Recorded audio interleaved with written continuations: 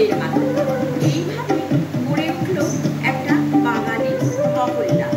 বাঙালি থাকলেই সেখানে গড়ে উঠবে পরিষেবা এবং তাকে কেন্দ্র করে দুর্গাপূজা। এইভাবেই শুরু হয়েছিল পরিমাণ বাঙালিদের দুর্গাপূজা।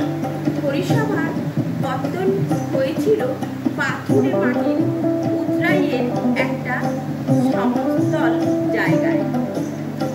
দুধারে দুই পাহাড়, ধ্বজধারী পাহাড় এবং লাট্টু পাহাড়। পরিষেবার পেছনে খাদ এবং জঙ্গল। ডান পাশেই কোম্পানির ম্যাঙ্গানিজ ঘর। ছোট্টনাগপুর অঞ্চলে অতি সুন্দর মনোরম শান্ত নিরিবিলি জায়গা। খুবই আড়ম্বর অথচ আনন্দঘন দুর্গাপূজা।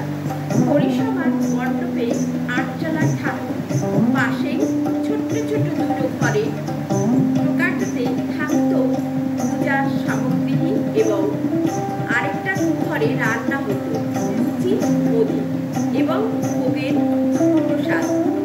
সপ্তমী থেকে নবমী সকাল পর্যন্ত বাঙালি বাড়ির মহিলারা আসত অঞ্জলি এবং পূজা দর্শনে। সন্ধ্যা আরতি এবং পরে সাংস্কৃতিক অনুষ্ঠান হতো। কাঠের তৈরি মঞ্চে স্থানীয় বউ ছেলে মেয়েরা অংশগ্রহণ করত।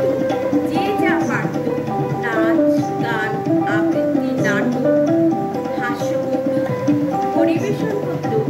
বিজয় দশমীর সন্ধ্যায় সিঁদুর খেলা এবং কোম্পানির ট্রাকে করে ছেলেরা প্রতিমা নিয়ে যেত। কোম্পানি পুকুরে বিসর্জন দিয়ে তারা প্রবেশ। পরের দিন থেকে চলত বাড়ি বাড়ি যাওয়া